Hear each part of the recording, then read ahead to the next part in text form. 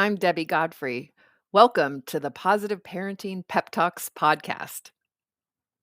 Today's pep talk, I'm going to talk about bonding and the importance of early bonding with kids and some of the things that can cause bonding disruptions that will often appear later on in a child's world as misbehavior. And so the bonding that occurs between usually mother and child, although if a father's involved heavily in the first couple of years, the child will also get a lot of good bonding from dad. But the bonding that occurs the first 2 years is what causes most of our brain development to occur. So in the first year of life, 50% of all of our neuronal connections are made. And they're made based on our interactions with the environment. So when a baby is stressed and hungry and cries, and a parent picks that baby up and feeds them and nurtures them and takes care of them and soothes the need that was causing them pain, this is where bonding starts. So a child experiences something that's painful. Hunger's painful, being wet's painful, being afraid, like as in alone, afraid that there's nobody there. Those are all painful experiences. And from an infant's perspective, that feels like they're dying.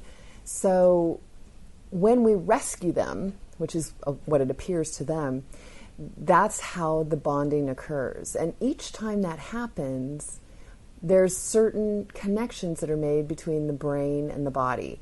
And these are electrical neuronal connections that set up our entire system for the future.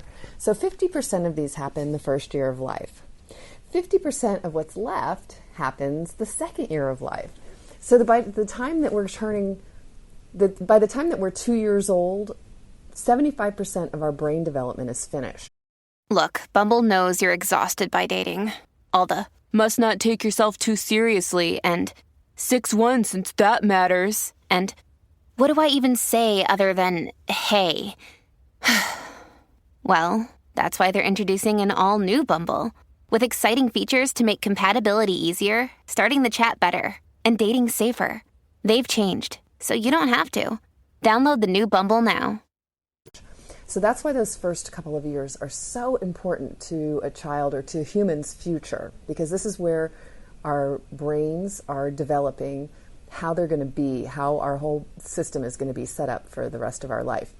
And that last 25% is then slowly acquired up until about the mid-20s, it appears, when pretty much everything is wired. So some of the things that can interfere with those neuronal connections being hooked up well are when a child has inconsolable needs. So if your child was colicky when they were a baby, if they had any medical issues, I mean, this is particularly true with like preemie infants that were born and had to stay in the hospital, separate from their parent for weeks often, if, depending on how premature they are. A lot of that stuff isn't happening right away that needs to be happening to get those brains connected.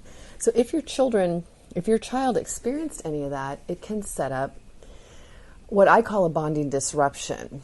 And what happens is that instead of having a soothing response, they'll have an inhibiting response.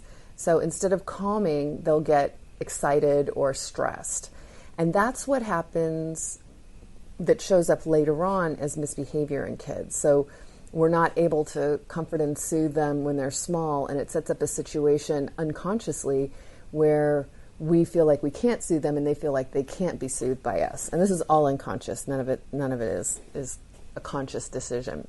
So tomorrow I'll go into a little more in terms of what some of the things are that cause this, and also some of the things that you can do to reconnect if you know that there was some bonding disruption caused when your kids were young.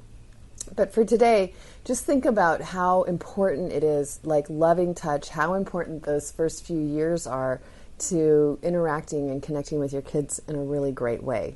Have a good day. Happy parenting. Thank you so much for joining me here at the Positive Parenting Pep Talks podcast. I assume you're here because you're getting something out of these daily pep talks. And wouldn't it be great if more parents could hear more about these ideas for their children?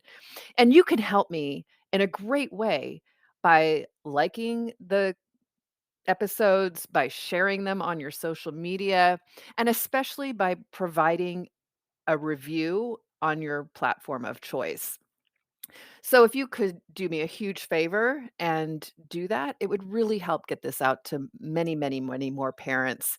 And we can all help our children feel more seen, heard, and understood, which is my life's work, is to make sure that all children feel loved and appreciated and that we can discipline them without breaking their spirit. So I hope that you've enjoyed these podcasts and will continue to enjoy them. And I really appreciate any support you can give me here at Positive Parenting Pep Talks. Thank you so much. Have a great day and happy parenting.